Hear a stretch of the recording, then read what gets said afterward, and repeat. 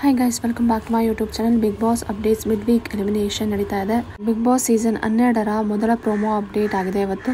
So ಇಲ್ಲಿ mid week elimination ಕೂಡ ನಡೆದಿದೆ. ರಾತ್ರಿ ಒಬ್ರು ಕಂಟೆಸ್ಟೆಂಟ್ ಮನೆಯಿಂದ ಹೊರಗಡೆ ಹೋಗಿದ್ದಾರೆ.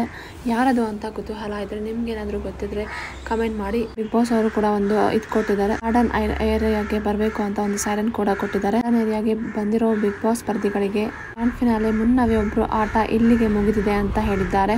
ಸೊ ಯಾರು ಎಲಿಮಿನೇಟ್ ಆಗ್ತಾರೆ ಅನ್ನೋ ಪ್ರೋಸೆಸ್ ನ ಯಾವ ರೀತಿ ಅವ್ರು ಎಲಿಮಿನೇಟ್ ಆಗ್ತಾರೆ ಅನ್ನೋ ಪ್ರೋಸೆಸ್ ಕೂಡ ಬಿಗ್ ಬಾಸ್ ಹೇಳ್ತಾ ಇದ್ದಾರೆ. ಸೊ ಇಲ್ಲಿ ಯಾರು ಮನೆಯಿಂದ ಹೊರಗಡೆ ಹೋಗ್ಬೇಕು, ಯಾವ್ದು ಇಲ್ಲಿ ಸೂಚಿಸುತ್ತೆ. ಎಷ್ಟು ಜನ ಇಲ್ಲಿ ನಾಮಿನೇಟ್ ಆಗಿದ್ದಾರೆ. ಎಲ್ಲ ಒಂದು ನಾಮಿನೇಟ್ ಆಗಿರೋ ಕಂಟೆಸ್ಟೆಂಟ್ ಗಳು ಫೋಟೋನ ಒಂದು ಸ್ಟ್ಯಾಂಡ್ ಮೇಲೆ ಅಂಟಿಸಿದ್ದಾರೆ. ಎಲ್ಲ ಕಂಟೆಸ್ಟೆಂಟ್ ಗಳು ಯಾರನ್ನ ಎಲಿಮಿನೇಟ್ ಮಾಡಬೇಕು ಆ ಫೋಟೋನ ತಗೊಬಂದು ಮುಂದೆಗಡೆ ನಿಲ್ಲಿಸಬೇಕಾಗತ್ತೆ. ಸೊ ಗೈಸ್, ಇಲ್ಲಿ ಬಿಗ್ ಬಾಸ್ ಮನೆಯ ಮುಖ್ಯ ದ್ವಾರ ಇದೆಯಲ್ಲ, ಆ ಸ್ಟ್ಯಾಂಡ್ ನ ಅಲ್ಲಿ ತಗೊಂಡೋಗಿ ನಿಲ್ಲಿಸಬೇಕಾಗತ್ತೆ. ಯಾರ ಫೋಟೋ ಬಿಗ್ ಬಾಸ್ ಮನೆಯ ಮುಖ್ಯ ದ್ವಾರ ಹತ್ರ ಇರುತ್ತೋ ಅವರ ಆಟ ಇಲ್ಲಿಗೆ ಮುಗಿದಿದೆ ಅಂತ ಹೇಳಿದ್ದಾರೆ.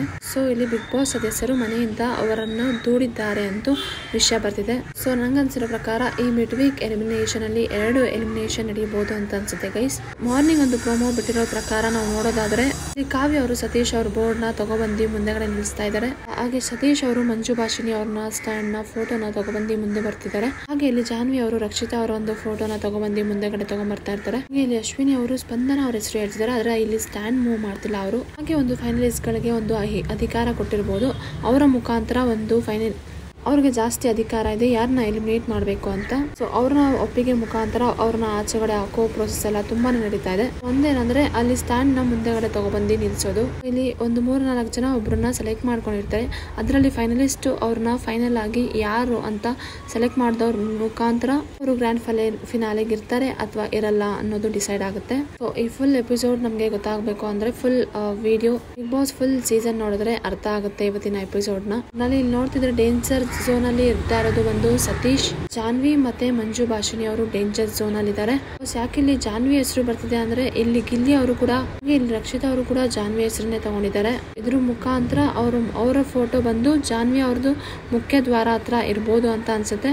ಅವರು ಕೂಡ ಡೇಂಜರ್ ಝೋನ್ ಅಲ್ಲಿ ಇದ್ದಾರೆ ಅಂತ ಅನ್ಸುತ್ತೆ. ನನ್ನ ಪ್ರಕಾರ ಡೇಂಜರ್ ಝೋನ್ ಅಲ್ಲಿ ಇದ್ರು ಕೂಡ ಅವರು ಸೇವ್ ಆಗ್ಬೋದು ಅಂತ ಅನ್ಸುತ್ತೆ. ಪ್ರಕಾರ ಸತೀಶ್ ಮತ್ತೆ ಮಂಜು ಭಾಷಿಣಿ ಅವ್ರಿಗೆ ಇಬ್ರಿಗೂ ಕರಾಳ ರಾತ್ರಿ ಆಗುತ್ತೆ ಅಂತ ಅನ್ಸುತ್ತೆ.